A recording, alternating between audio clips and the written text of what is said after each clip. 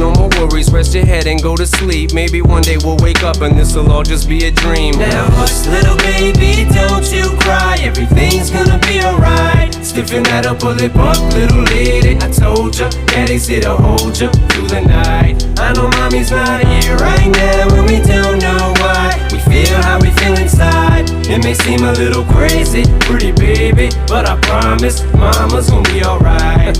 It's funny, I remember back one year when daddy had no money. Mommy wrapped the Christmas presents up and stuck them under the tree and said some of them were from me, cause daddy couldn't buy them. I'll never forget that Christmas. I sat up the whole night crying cause daddy felt like a bum. See, daddy had a job, but his job was to keep the food on the table for you and mom. And at the time, every house that we lived in either kept getting broken into and robbed or shot up on the block. And your mom was saving money for you in a jar, trying to start a piggy bank for you so you could go to college. Almost had $1,000